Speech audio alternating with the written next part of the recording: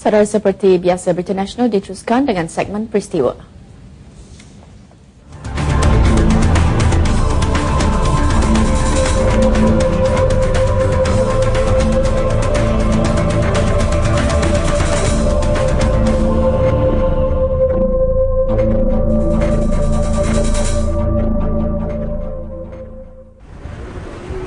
Strategi Lautan Biru 3 NBOS 3 yang dilancarkan Perdana Menteri pada 30 November 2010 meliputi kerjasama strategik 5 kementerian. Ia mencakupi Kementerian Kemajuan Luar Bandar dan Wilayah KKLW, Kementerian Pertahanan Malaysia Kementah, Kementerian Dalam Negeri KDN, Kementerian Sumber Manusia KSM, Kementerian Pertanian dan Industri Asas Tani MAO dan Kementerian Kesihatan Malaysia KKM. Objektif utama NBOS 3 adalah untuk mewujudkan suasana kondusif kepada penduduk-penduduk miskin di luar bandar. Secara amnya, tentera darat diberi tanggungjawab membina 1,160 rumah dan baik pulih 652 rumah melibatkan kawasan Semenanjung dan Sarawak. Formasi 2 Division ditugaskan membina 163 rumah di bawah program Bantuan Rumah Skim Pembangunan Kesejahteraan Rakyat yang melibatkan penempatan orang asli. Jumlah anggota yang terlibat 7 orang pegawai dan 429 lain-lain pangkat yang terdiri daripada Regimen Askar Jurutera dan dibantu pasukan naungan Formasi 2 Division iaitu Formasi 2 Brigade dan 8 Brigade. Pelbagai cabaran yang dilalui diatasi dengan bijak. Pihak anggota tentera berjaya mempamerkan komitmen yang tinggi untuk menjayakan NBOS 3.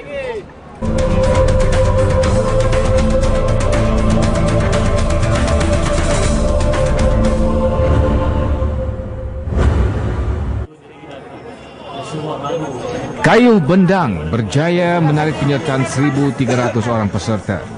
Aktiviti berbasikal anjuran Persatuan Belia Daerah Seberang Perai Utara SPU itu menarik penyertaan ramai persatuan basikal seluruh negara dari Perlis hingga ke Johor. Bahkan turut menarik penyertaan lebih 100 peserta kaum wanita dan kanak-kanak.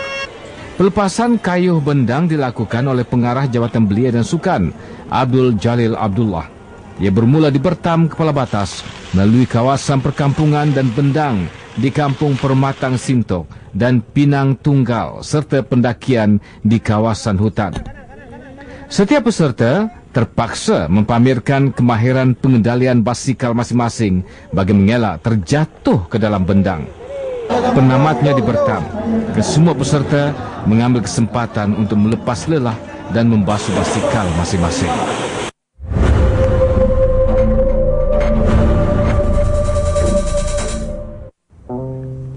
Haji Muhammad Husin Yunus, Johan Qori Tilawah Al-Quran, peringkat kebangsaan pada tahun 1996 dan 1997. Beliau adalah anak ketiga pasangan peneroka Muhammad Yunus Yusuf dan Asana Haji Daud.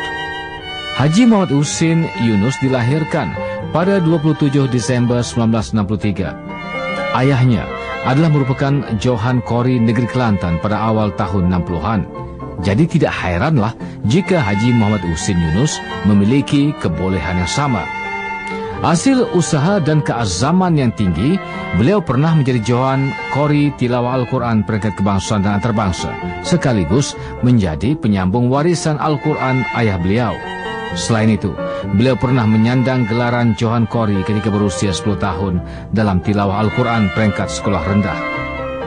Kemenangan ini memberi keyakinan kepada Haji Muhammad Husin Yunus untuk terus mengorak cita-cita dengan lebih jauh lagi.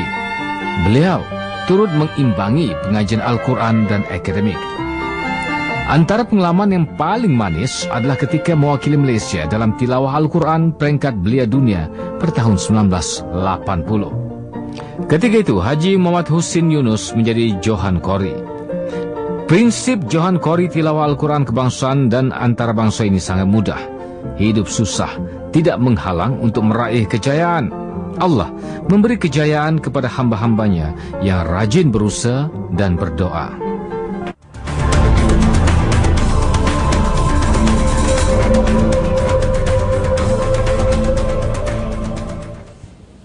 Paparan Siaran itu mengakhiri Berita Nasional 12 Julai 2011. Saudara, keamanan dan keharmonian yang dikecapi hasil toleransi dan sikap hormat menghormati antara satu sama lain.